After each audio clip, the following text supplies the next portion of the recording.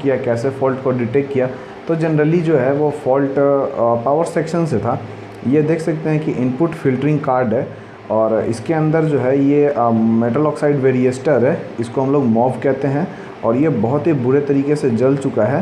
तो ये जो इन्वर्टर का ओनर है इसने सोचा होगा कि ये इन्वर्टर पूरे तरह से जल चुका है, लेकिन ऐसा कुछ भी नहीं था। ये कार्ड को हम लोग रिप्लेस कर देंगे या इसको रिपेयर कर देंगे तो ये ठीक हो जाएगा। तो अभी देखिए ये बाईपास मोड में है, यानी हमने इसे बाईपास किया। इसके अंदर देख सकते हैं कि काफ़ी सारे पार्ट्स हैं। अगर ये ऑन नहीं भी होता तो काफ़ी फ़ायदा था। इसके अंदर बहुत सारे पार्ट्स निकल जाते, जैसे IGBT, मॉसफेट्स और भी बहुत सारी चीज़ें निकाली जा सकती थी। और ये मैं 1900 में लेकर के आया था, क्योंकि इसके अंदर जो पार्ट्स हैं उसी के लिए मैं लेके आया था। तो 1900 जो है वो इनफ है। अभी हम लोग देखेंगे कि अगर इसके अंदर कभी फ़ॉल्ट आ जाए तो कैसे हमें ठीक करना है। और आज फर्स्ट पार्ट है तो इसके जनरल ऑपरेशन के ऊपर हम लोग डिस्कस करेंगे कि कैसे हमें इसे ठीक करना है। तो सबसे पहले देखिए कि ये हमारा जो है वो इन्वर्टर सेक्शन है, मतलब आउटपुट वोल्टेज को इसी सेक्शन से हम लोग कंट्रोल करते हैं। और यहाँ पे आपको दिख रहा होगा एक छोटा सा कार्ड लगा हुआ है, और ये वाला जो कार्ड है इसको हम लोग माइक्रो कंट्रोलर या फिर लॉजिक सेक्शन भी कह सकते हैं। इसके नीचे में एक IC लगा हुआ है जो कि माइक्रो कंट्रोलर है। तो ये हमारा मेन कार्ड हो गया। अगर इसके पीछे हम लोग देखें तो हमें पीछे भी एक कार्ड दिख जाता है। जैसे देखिए ये जो हमारा कार्ड है इसको हम लोग चार्जिंग कार्ड कहते हैं। चार्जिंग कार्ड का इसमें मेन रोल है। तो आप लोग सोच सकते हैं कि ये ऑनलाइन UPS है, इसके अंदर इतना हैवी कार्ड क्या कर रहा है। तो हम लोग इसके ऊपर भी डिस्कस करेंगे। सबसे पहले आप समझ लीजिए कि ऑनलाइन UPS वर्क कैसे करता है। जैसा हम सभी जानते हैं कि जो जनरल वाला UPS होता है, जनरली मार्केट में अवेलेबल होता है, उसका वर्किंग कुछ ऐसा होता है कि जब भी हमारा मेन वोल्टेज अवेलेबल रहता है तो डायरेक्ट मेन वोल्टेज को ये आउटपुट में स्विच कर देता है। यानी कि मेंस में अगर 240 वोल्ट होगा तो आउटपुट में भी हमें 240 वोल्ट मिलता है। और जैसे ही हमारा मेन जो है वो फेल हो जाता है, यानी कि लाइट चली जाती है, उस कंडीशन में देखिए यहाँ पे हमारा बैटरी लगा हुआ है और ये बैटरी चार्ज हो गया तो बैटरी से ये इन्वर्टर चलना स्टार्ट हो जाता है और इन्वर्टर जो है वो आउटपुट को चलाने लग जाता है, जिसमें हमें कुछ मिली सेकेंड का डिले मिल जाता है। यानी आप क्लिकिंग का साउंड सुनते होंगे तो आउटपुट जो है वो इन्वर्टर पे हो जाता है, फिर से क्लिकिंग का साउंड आता है और जो आउटपुट है वो मेंस पे हो जाता है। लेकिन ऑनलाइन UPS का जो वर्किंग है थोड़ा सा डिफरेंट रहता है।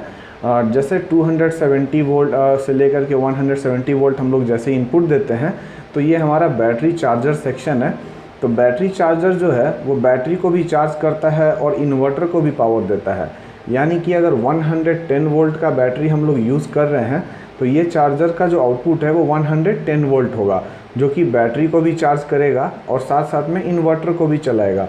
और आउटपुट में हमें 230 वोल्ट देखने को मिलता है।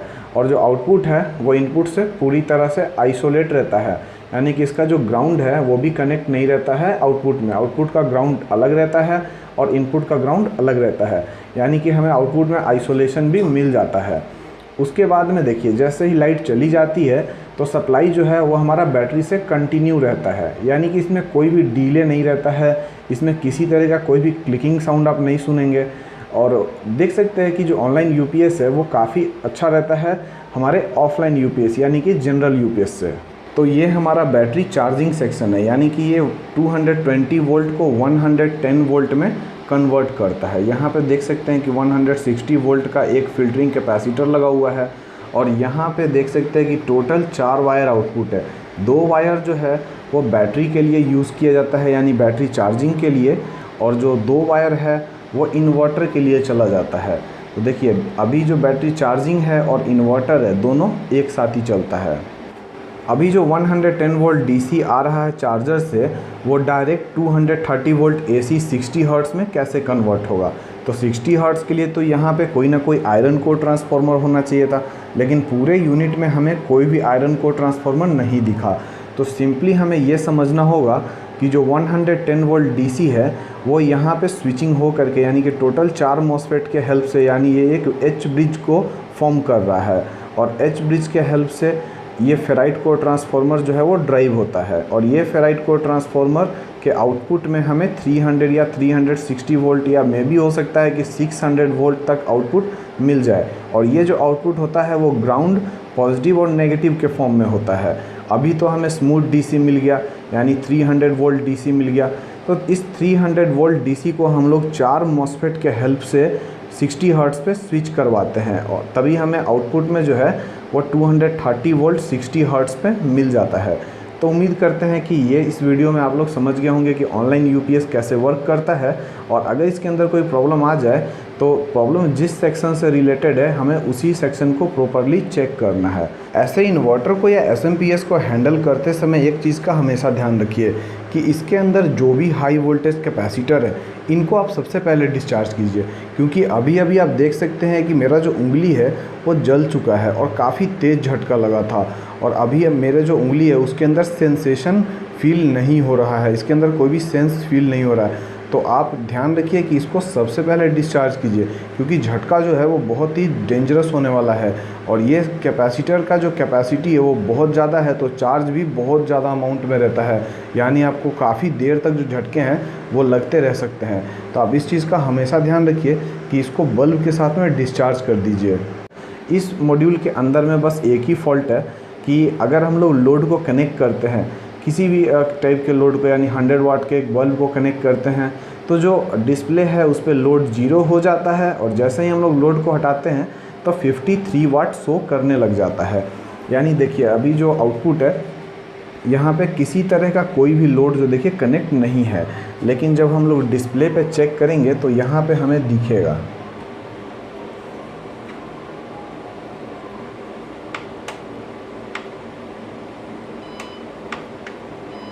देखिए 64 वाट जो है वो शो हुआ था।